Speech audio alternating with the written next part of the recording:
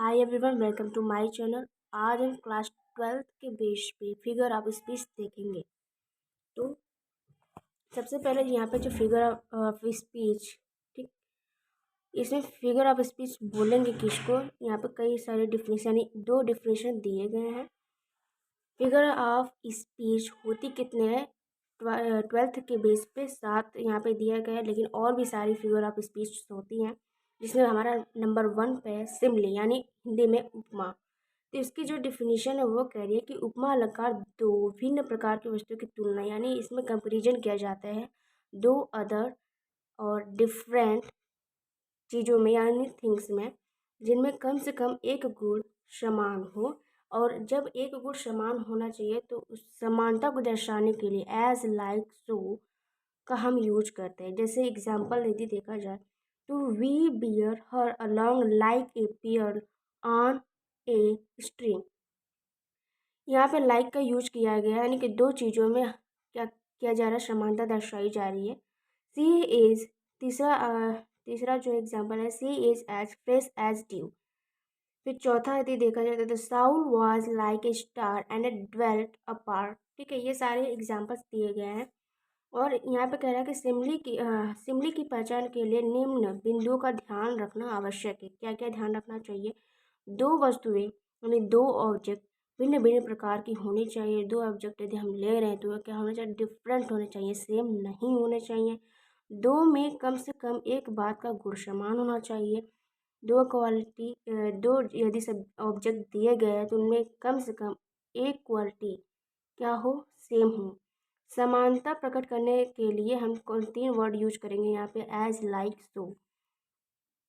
यहाँ पे other examples दिए गए हैं यहाँ पे the night is dark as a black stone. ये वाला एग्जाम्पल पूछा जाता है, ये इम्पोर्टेंट है। फिर है हमारा थर्ड वाला कि my heart is like a singing bird, ये भी आ सकता है। Live live like a hermit and work like a horse. ठीक है, ये सारे जो है कि मेन इम्पोर्टेंट एग्जाम्पल्स हैं। जो पहला एग्जाम्पल्स है वो है हमारा आई वॉन्टर लोनली एज ए क्लाउड। यदि सेकेंड पे आए जो है कि हमारा मेटाफर यानी कि रूपक, इसकी जो डिफिनेशन होती है यदि इंग्लिश में देखें तो in metaphor the things compared are treated as one and the same and the words of comparison as like or so are not used. ठीक है ना, यहाँ पे सिमिली और मेटाफर लगभग एक ही होते हैं। मेटाफर में क्या चेंज होता है कि जो हम ऑब्जेक्ट ले रहे हैं, जो हम चीज़ें ले रहे हैं, उसको क्या मान लिया जाता है? रूपक। देखिए, रूपक में तुलना की जाने वाली बातों को एक मान लिया जाता है, यानी सेम एक ही मान लिया जाता है। इसमें समानता दर्शाने के लिए एज लाइक आर सो का यूज नहीं किया जाता है। यही डिफरेंट है हमारे सिमिली और मेटाफर में। फिर जो इसका एग्जाम्पल्स है, मेन एग्जाम्पल्स है लाइफ इज अ ड्रीम, ये तो आता है examples. Life is a dream यानी कि जीवन को क्या मान लिया गया? एक सपना, एक ड्रीम मान लिया गया पूरी तरीके से।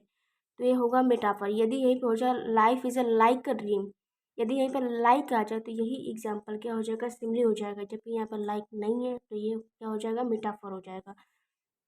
सेकेंड जो एग्जाम्पल है, the camel is the ship of the dessert. जो ऊँट है वो क्या है? रेगिस्तान का जहाज माना जाता है।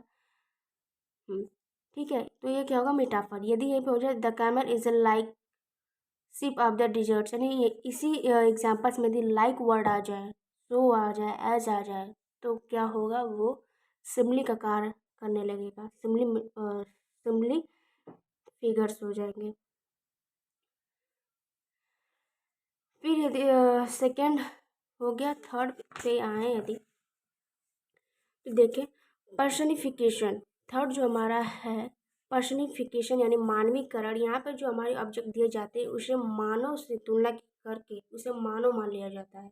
यानी कोई निर्जीव वस्तु है उसे क्या किया जाएगा? तुलना करते हुए उस चीज़ को एक जीवित यानी मानव मान लिया जाएगा।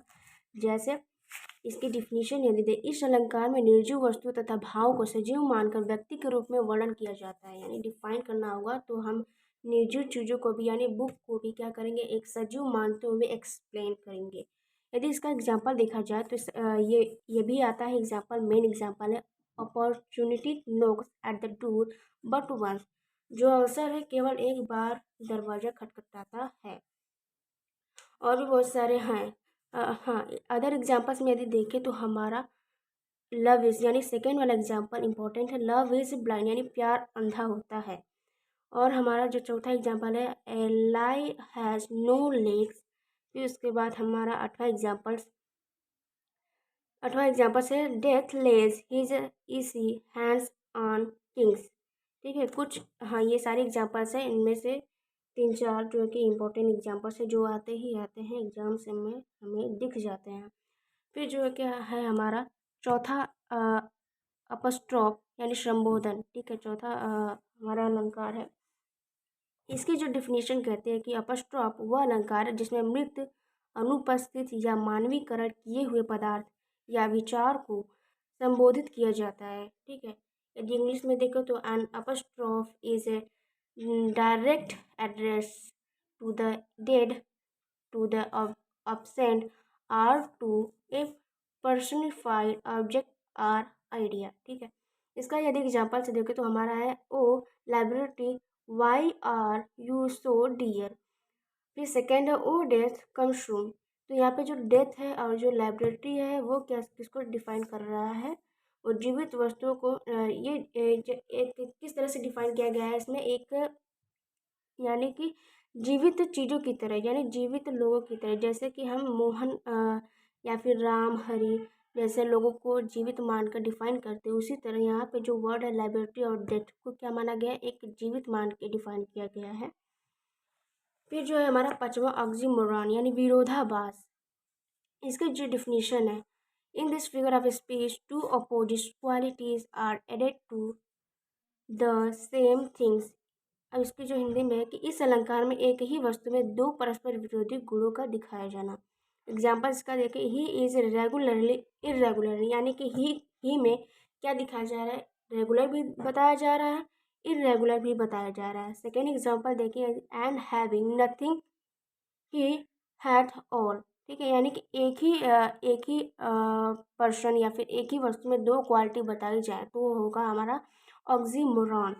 और यदि अदर एग्जाम्पल्स देखें तो जो हमारा पहला एग्जाम्पल्स है ये इम्पोर्टेंट है, लाइफ इज़ बिटर स्वीट्स। ठीक है, ये आता है। और फिर हमारा second, he was feeling sweets pain. Third है, it is an open secret. ठीक है, ये सारे एग्जाम्पल्स दिए गए हैं। फिर जो हमारा है अतिशयोक्ति यानी छठवां हाइपरबोल, हिंदी में अतिशयोक्ति। इसका जो डिफिनीशन है, इस अलंकार में किसी बात को वास्तविकता से कहीं अधिक बढ़ा चढ़ा कर या बहुत घटाकर प्रकट किया जाता है। इसका जो एग्जाम्पल है, सी वेप्ट ओकियन ऑफ टीयर्स। इसमें कह रहा है कि जो लड़की है यानी सी, वो इतना रोई कि पूरा समुद्र बह गया, भर गया। ठीक है, और जो सेकेंड है, reverse of blood flowed in the battle यानी युद्ध में नदियों की तरह खून बहाए गए। ठीक है, तो इस तरह से एग्जाम्पल्स देखने को मिलेंगे, और ये जो दोनों एग्जाम्पल्स है क्या है, इम्पोर्टेंट है। फिर हमारा है सातवां अनुमोटोपैया यानी धनुसूचक, ध्वनि सूचक। ठीक है, इसका जो डिफिनीशन है, इस अलंकार में शब्द की आवाज़ से अर्थ का बोध होता है। साधारणतः भिन्न भिन्न पक्षियों, जानवरों, वस्तुओं की ध्वनि के लिए अंग्रेजी में भिन्न भिन्न शब्दों का प्रयोग किया जाता है। इन शब्दों से संबंधित ध्वनि को जाना जाता है, यानी अनुमोटोपैया का सीधा सीधा संबंध यदि बात बताई जाए तो इसमें क्या होगा, जानवरों की आवाज़, पक्षियों की आवाज़। ठीक है, बस मतलब ध्वनि ध्वनि रिलेटेड बातें की जाएंगी। इसका जो एग्जाम्पल है, ए बेबल ऑन द पेबल्स, और सेकेंड है बेस हम। ठीक है, और यहाँ पे देखिए स्पष्टीकरण में दिया है कि ये इसमें जो बेबल कंकड़ पत्थरों पेबल्स पर नदी के बहने की कलकल की आवाज़ है, कंकड़ पत्थरों की आवाज़ है। ठीक है, सेकेंड में जो हम लिखा है शब्द में मधुमक्खी के भिनभिनाने की आवाज़ है। ठीक है, ये सारी वॉइस ही दिखाए जाएंगे इस ओनोमोटोपोइया में। अदर एग्जाम्पल्स है द कैट्स म्यू यानी कैट जो बिल्ली की तरह बोलती है, कुकू कू। फिर सेकेंड थर्ड जो है हमारा the snacks in the bus. इसी तरह से एग्जाम्पल्स यानी वॉइस के आधार पे हमारे एग्जाम्पल्स होंगे। तो यदि भी